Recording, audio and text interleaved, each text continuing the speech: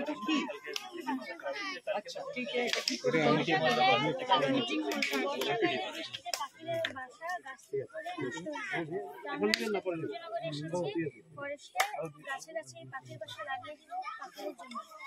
এটাতে কি লাভ হবে? এটাতে পাখিরা বসবাস করবে। তারপরে এটা এমন ভাবে তৈরি হয় এটা বৃষ্টিতে নষ্ট করতে হবে। আচ্ছা, পাখি বাঁচলে কি হয়? পাখি যদি মরে যায় আমরা কেন বানাচ্ছি ওর বাড়ি? ওর বাড়ি নিজে বানাক, মরে যাক, আমাদের কি লাভ বলো? আমরা কেন পাখি কেন বাঁচাতে চাইছি? আমাদের পরিবেশকে সুন্দর একটা পশু পক্ষী পাখি আমাদের পরিবেশে। Very good, very good. কোন ক্লাসে পড়ো তুমি? 7 কি নাম? সৌরভ সাহা। এই আবার হাসি দেখতে যায় এদিকে। এই বাচ্চারা নেই, আপনারা কি শুধু বাচ্চারা থাক। Ready 1 2 3 start. ও সবারটা হয়ে গেল। ম্যাডামের আরেকটা দাও। ম্যাডাম এটা 1 2 3 স্টার্ট করলে সবাই 1 2 3 মারো।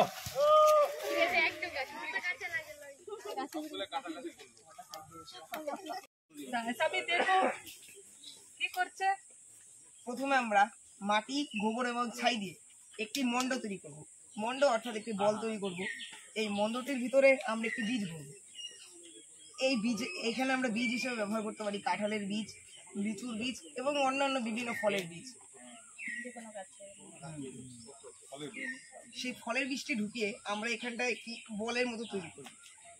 আমরা জঙ্গলে বা যে কোনো জায়গায় যেই সকল স্থানে যেতে পারি না, সেই স্থানে যদি আমরা এই বলটিকে ছুঁড়ে মারি তাহলে সেখানে একটি নতুন গাছ জন্মাবে। যেহেতু এখানে মাটি আছে এবং এখানে গোবর আছে, সেই গোবরটি এখানে কম্পোস্ট হিসেবে কাজ করবে এবং এই মাটিটি উর্বর হয়ে যাবে।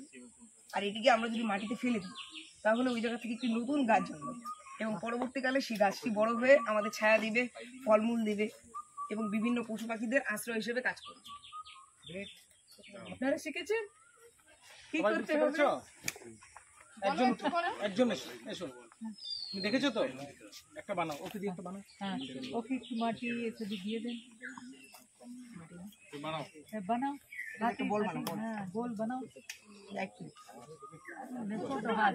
হ্যাঁ, ঠিক আছে। এবার ভিতরে একটা, এটা ভিতরে একটা বীজ আরো জোরে। হ্যাঁ একদম আরো আরো ভিতরে। এবার বন্ধ করো। এবার এটা জোরে ধরো। এই একদম বলবে।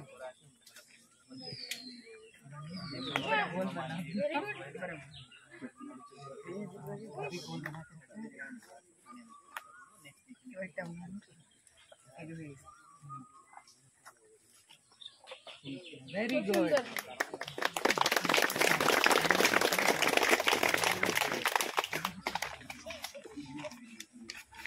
সকালে দেখতে পাই গাছের থেকে পাখির বাসাগুলো ফুলে নিচে পড়ে নষ্ট হয়ে যায়।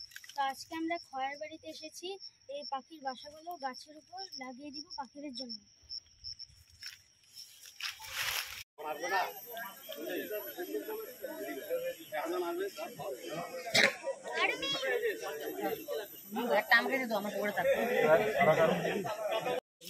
না সবাই বেঁচে যাবে না।